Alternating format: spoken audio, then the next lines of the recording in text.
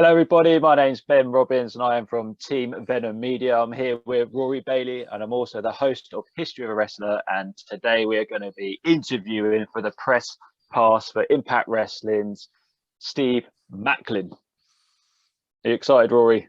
Very. Yeah, me too.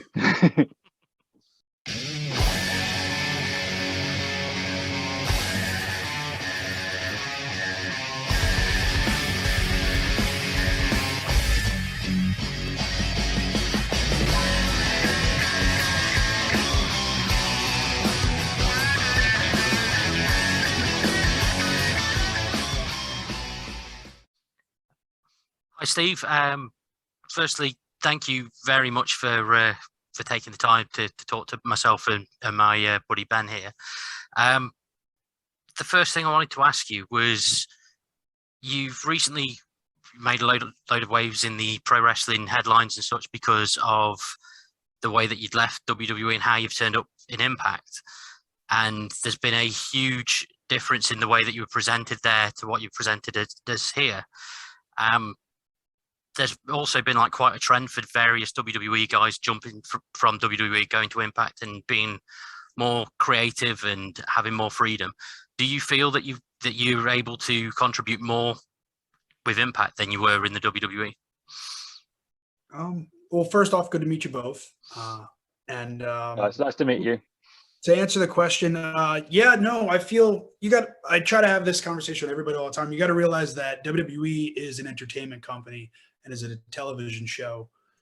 And for me being with that previous employer, you're fitting a role. And then now with Impact Wrestling and AEW, ROH, everybody has their own ways everywhere you go, but a lot more of the creative freedom is on the talent itself to make or break. And that's the one thing I feel I've had right now is I've had the ball given to me by Impact Wrestling with what I've come in as with being Steve Maclin, and for them to use my vignettes for them that I created on my own, and just being able to take that ball and run with it on who I am and being able to just show the world what I'm capable of has been a lot of fun. And hopefully that answers the question of, yes, I have enjoyed the creative freedom. And I think that's the one thing though, too, is you have to build that trust in a lot of places. And I don't think people really understand that too.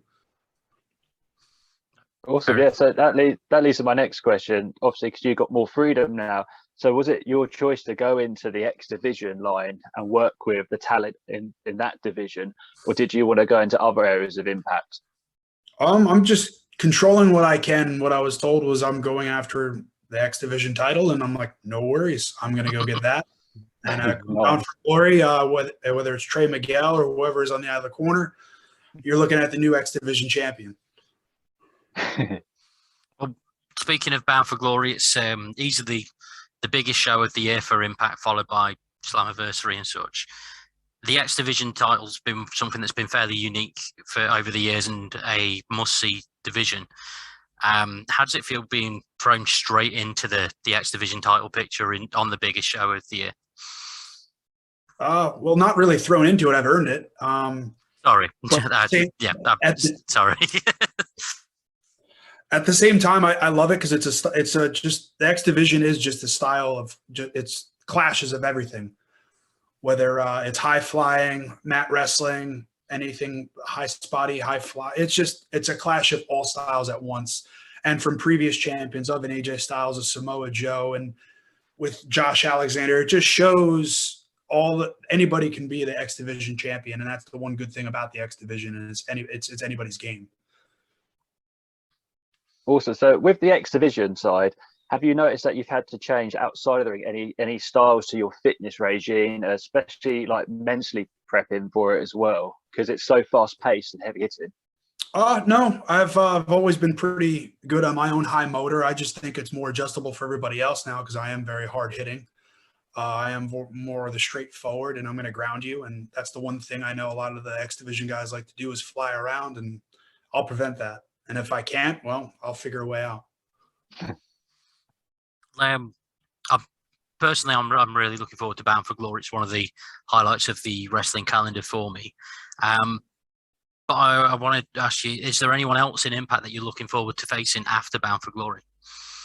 Well, I had my eyes on Josh Alexander being the X Division champion at that time. I know he's got a big feat and a lot of balls to him for invoking option C to go after Christian, and good on him. But I hope he knows that once I win the X Division title, option C is always there for me as well.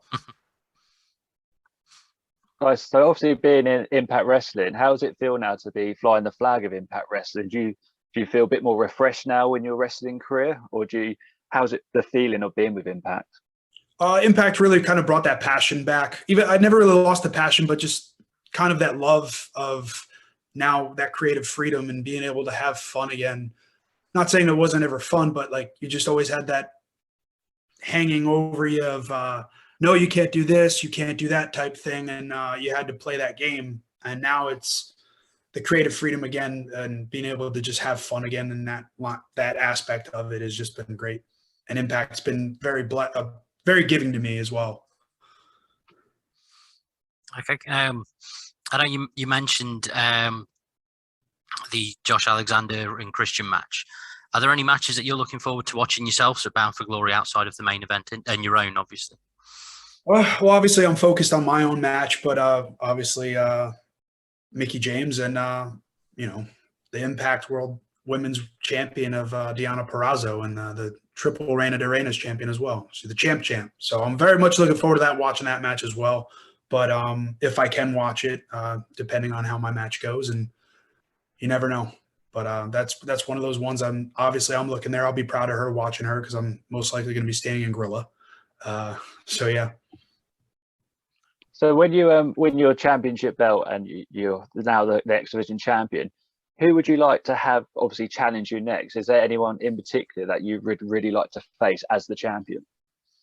Any and all comers. It doesn't matter. That's the one thing about being the champion, is you get that target on your back of having that title, and that's the one thing that I enjoy, is that is the title. Everybody knows that you have to come to me, and I don't have to go looking for anybody. So if they want to come fight, they can come fight. Nice. Well, Bound for Glory looks to be setting up a potential major moment for you should you win the X Division Championship. Well, when you win the X Division Championship, what else have been your proudest moments of your career so far?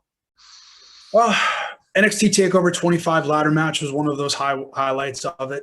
Getting called up to SmackDown was another one for me, to be with Weston Blake now. Just because it was our creation of the Forgotten Sons, and it was our idea given to creative, and then they took the ball running there. But to be with your best friend the whole time, pretty much, and you're running WWE, was very, very blessed to have that.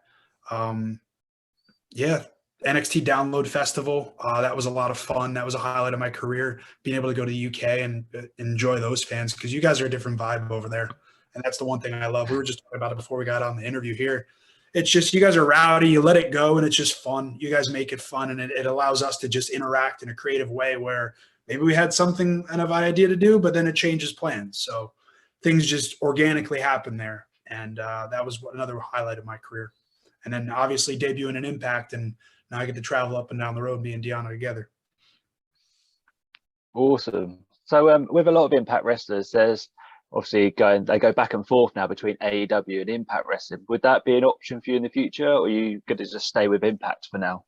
Right now, my focus is on the X Division title. If that was to come down the road, then so be it. That just means more money for my family and more titles for me to go collect. So, you mentioned your time as part of the Forgotten Sons.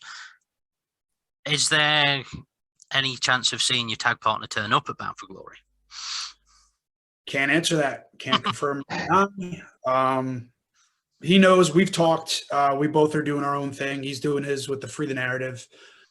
But we know that we have a lot of unfinished business together, and that's something we do want to do down the road. I don't know when. You don't know when it's going to happen or where. And that's the fun part about it, is, again, the creative control. We get to do what we want to do now. So with talking to tag teams, then, is there anyone in Impact Wrestling right now you would tag up with, just have a little run with, or are you just going to wait purely? I'm very much on my own. There's nobody I would tag with other than my brother, Weston Blake. So, okay, fair enough. Well, we'll wrap this up. Thank you very much for your time. It's been awesome talking to you. I'd say best of luck for your match at Bound for Glory, but you've already seemed to have this, to be fair. So thoroughly looking forward to seeing it, and wish you all the best. Thank you very much. Thank you for having me, and it was good to meet you both. Oh, can I just ask one last thing just before you go? Sure. Do you have a message for your opponent at Bound for Glory? Well, I have two opponents. Trey Miguel, I already gave him one. That was the middle finger on Twitter. And then whoever my other opponent is, whether it's Willie Mack, El Phantasmo, or Rohit, we'll see tonight after Access TV with Impact Wrestling tonight. Awesome.